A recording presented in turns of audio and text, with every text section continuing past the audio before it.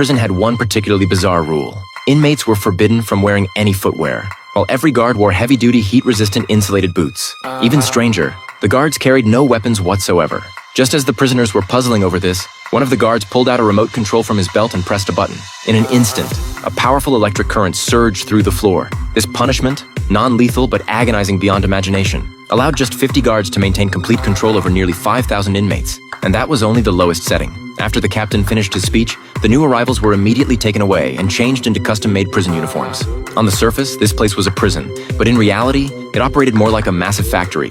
People were thrown in here on all kinds of fabricated charges and forced into 10 brutal hours of hard labor every day. Each workshop had a supervisor who oversaw everything. Guards rarely set foot inside unless new inmates arrived, but they never worried about escape attempts. At the first sign of trouble, they could activate the floor's shock system and shut down any resistance instantly. To boost productivity, the prison held weekly performance reviews for all workshops. The top-ranked team received rewards, while everyone else got shocked. This drove the inmates to work frantically, never daring to slack off for even a second. The supervisor specifically told Mike that he needed to get up to speed fast, ideally mastering the entire production process within an hour. After each day's labor, everyone was sent back to their quarters. Each cell was a cramped, single-occupancy space of less than 30 square feet, designed like a sleep pod with all essentials mounted on the walls. 3 meals a day came through a tube, but the food was virtually inedible. If you wanted real food, you had to rank first in the evaluations. A screen in each cell displayed the inmate's remaining sentence, the number ticking down day by day.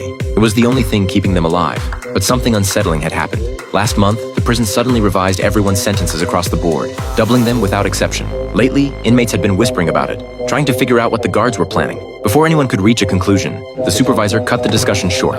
If the guards overheard, the consequences would be unbearable. Just then, the intercom crackled to life, announcing lights out. Inmates had 30 seconds to get to their beds. Once the white indicator lights on the floor turned red, a lethal dose of electricity would be released. So even without any locked doors, nobody dared make a move. Soon enough, another day began. When the red lights switched back to white, the inmates were allowed to head to the workshops and resume work. The prison had 7 levels, built on a platform in the middle of the ocean, and this wasn't the only facility of its kind. Inmates on each floor were completely isolated from the others. The only way to communicate was through hand signals. Something major had clearly happened recently, but Mike, being new, couldn't understand what they were trying to say. All he could do was throw himself into the endless cycle of labor. Through constant learning and practice, Mike gradually mastered the workshop's entire production process. The supervisor kept pushing everyone to pick up the pace. This time, they had a real shot at first place. With only 1 day left before the evaluation, disaster struck. One inmate, unable to bear the crushing weight of life in this place, took his own life. Nobody truly mourned him. What they cared about was losing a worker, which would inevitably slow them down, fall behind, and they wouldn't make first place. Miss first place, and they'd all get shocked. With Workstation 3 now empty, their ranking had already dropped to 4th.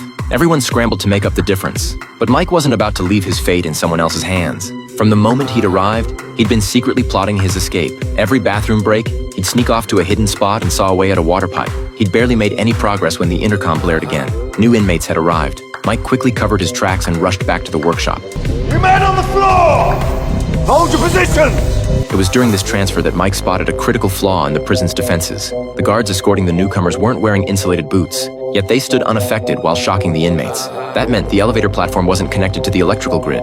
This revelation gave Mike a spark of hope. If they could overpower the guards on that platform and seize their equipment, they might actually have a way out. But the timing wasn't right yet. First, he needed to convince the others to join him. With the new arrivals, the workshop's efficiency improved. Through everyone's combined effort, they finally clinched first place and avoided the shock punishment. But that same day, one inmate learned through sign language with the neighboring block that something serious had gone down on the second floor. Before Mike could get more details, the temperature in his cell suddenly spiked, and the air grew thin, making it hard to breathe. The lights cut out abruptly, then flickered back on a few seconds later. The supervisor immediately shut down any discussion, terrified that word might reach the guards and implicate him. Soon, the intercom ordered everyone back to their quarters. Once inside, Mike couldn't help asking the supervisor, hadn't he ever thought about escaping? The supervisor dodged the question. He only had 217 days left on his sentence. He wasn't about to take any risks this close to the finish line. But Mike kept pressing, which only made the supervisor more nervous, worried the guards might be listening. Mike calmly pointed out that the guards couldn't be bothered to eavesdrop. In their eyes, no one could possibly escape this place. When the supervisor refused to engage, Mike grew increasingly frustrated. He knew that for any escape plan to succeed, he needed the supervisor on his side. The next morning, news of what happened on the second floor finally spread. All 500 inmates, every single one, had been electrocuted to death. That's why the guards had cut power to the entire prison, explaining the brief blackout from before. This tragedy shook the supervisor to his core, even though he'd always worked himself to the bone for this place. But to keep everyone calm, he clenched his teeth and insisted it was just a rumor. Until the truth came out, everyone should keep working. Then, during the shift, an elderly inmate collapsed on his way back. His body had finally given out from exhaustion. The supervisor immediately called for the doctor. The doctor was also an inmate, and they'd known each other for a while. The supervisor hoped he could save the old man, who only had 40 days left until his release. But what the doctor said next stopped the supervisor cold. He flatly stated there was no point in saving him, because no one ever left this prison alive. As he spoke, he even pulled out a syringe, preparing to euthanize the old man on the spot. The supervisor pressed him about what really happened on the second floor. The doctor sent the nearby guard away on the pretense of needing a body bag, then whispered the truth. An inmate who'd supposedly been released from the fourth floor showed up on the second floor the very next day. Once word got out, the guards executed everyone in that workshop. Both men were stunned. So-called release was nothing more than transferring people from one floor to another. Nobody ever actually left. Before they could ask more questions, a guard appeared. They had no choice but to return to the workshop. The doctor's words told Mike the time had come. He immediately started working on the supervisor, patiently making his case. Though the supervisor kept up a tough front, his resolve was clearly crumbling. He even asked if Mike already had a plan. Mike quietly explained that guards would be bringing in new inmates the next day. That would be their best chance to strike. In the end, the supervisor sided with Mike and told everyone the truth. No one was ever getting out of here. The only way to survive was to escape on their own. The other inmates, pushed to their breaking point, didn't hesitate. One by one, they joined the uprising. Once work began, Mike quietly took a metal rod from a fellow inmate and headed to the bathroom, where he pried open a water pipe and let the water gush out. Meanwhile, on the other side, guards were preparing to bring in the new arrivals. Mike still hadn't returned, and all his fellow inmates could do was stand at their stations, silently praying for him. Just before the guards noticed anything wrong, Mike slipped back to his post, right as water started leaking across the floor. Then the elevator platform activated, and the new inmates were brought in. The moment had arrived. Mike gave his signal with a single glance. Two inmates immediately started a loud argument, which quickly escalated into chaos. While the guards were distracted by the commotion, Mike seized the opportunity to force stop the elevator platform. Other inmates rushed up, ready to grab the guards' weapons. One of the new arrivals caught on instantly, snatched a stun baton from the ground and knocked out a guard. But before he could celebrate, a guard above shot him dead. When the supervisor gave the order to attack, everyone hurled their tools and makeshift weapons upward. But against armed guards, it barely made a dent. Inmates fell one after another, yet no one retreated. If anything, they fought harder.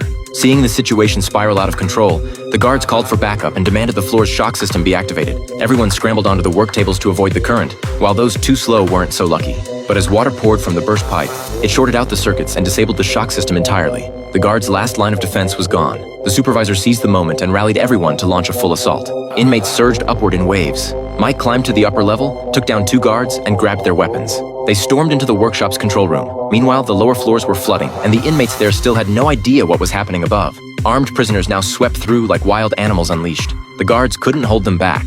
One side had nothing left to lose, the other was terrified of death. Then the main control room's intercom blared. The entire prison would enter lethal shock mode in 40 seconds. All inmates were ordered to return to their cells immediately. Fortunately, the supervisor and Mike reached the control room just in time. The technicians inside were dumbfounded. They couldn't comprehend how inmates had gotten there. The supervisor ordered them to shut down the system. Defenseless, they complied. But Mike wasn't satisfied. He forced them to cut the main power entirely, the external hydroelectric system. With that done, the supervisor broadcast to the entire prison. They had taken control of the facility, and the floor shock system was offline. Anyone who wanted to live should leave their cell immediately, climb as high as they could, and take out any guard who got in their way. Once reinforcements arrived, it would be too late. Spurred on by the announcement, inmates poured out of their cells, racing toward freedom. The remaining guards, completely overwhelmed by the sudden uprising, cowered in their rooms, too scared to show their faces. 50 guards couldn't possibly suppress 5,000 prisoners. Soon, the inmates reached the prison's exterior. Despite the endless ocean stretching below them, they dove in without hesitation, swimming toward the distant shore, finally escaping their enslavement. But the